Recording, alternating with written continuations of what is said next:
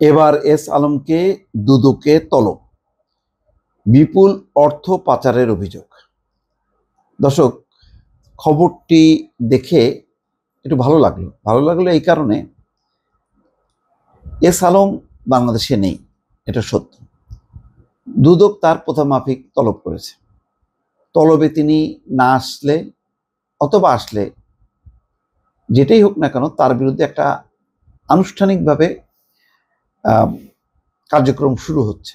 দুর্নীতির অভিযোগ তদন্ত এবং তার বিচারের কার্যক্রম শুরুর প্রাথমিক পদক্ষেপ হচ্ছে দুদক তাকে তলব করেছে, তাকে জিজ্ঞাসাবাদ করবে। কল্পনা করেন শুধু 6 মাস আগে, যখন নাকি শেখ হাসিনা ছিল ক্ষমতায়, কেউ কখনো চিন্তা করতে পেরেছে যে এস আলমের মতন রাঘব বোয়াল, বলতে গেলে বাংলাদেশের 1 নম্বর রাঘব বোয়াল হচ্ছে এস আলম, যার সঙ্গে শেখ হাসিনার পরিবারের ঘনিষ্ঠ সম্পর্ক, সেই এস আলমকে দুদক তলব করেছে। আমার মনে হয় এইটুকুই একটা বড় খবর, যে অন্তত সান্ত্বনা যে দুদক তলব করেছে।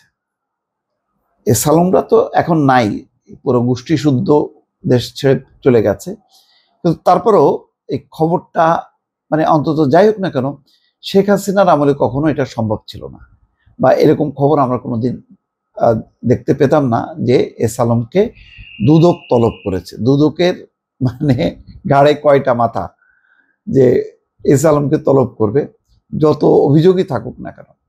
আজকে সেটা সম্ভব হয়েছে, এটা আমার মনে হয় যে একটা বড় অগ্রগতি। বিদেশে অর্থ পাচারের অভিযোগ অনুসন্ধানের অংশ হিসেবে আলোচিত শিল্প গোষ্ঠী এস আলম গ্রুপের চেয়ারম্যান সাইফুল আলমকে জিজ্ঞাসাবাদের জন্য তলব করেছে দুর্নীতি দমন কমিশন। এছাড়া এস আলম ভেজিটেবল ওয়েল লিমিটেডের ব্যবস্থাপনা পরিচালক শহীদুল্লাহ আলম এবং S Alam super edible well লিমিটেডের ব্যবস্থাপনা পরিচালক মোর্শেদুল আলমকেও তলব করা হয়েছে। তাদের আগামী 5ই মার্চ দুদকে হাজির হতে বলা হয়েছে।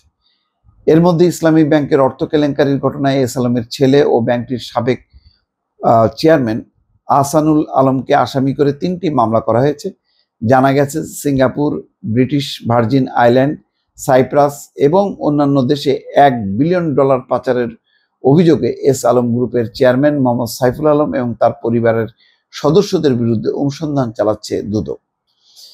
দুদকের উপপরিচালক আবু সাইদ স্বাক্ষরিত চিঠিতে সাইফুল আলম এবং Morshedul Alam S Alam super edible well লিমিটেডের অনুকূলে 850 কোটি টাকা ঋণ বা বিনিয়োগ সংক্রান্ত বিষয়ে বক্তব্য দিতে বলা হয়েছে।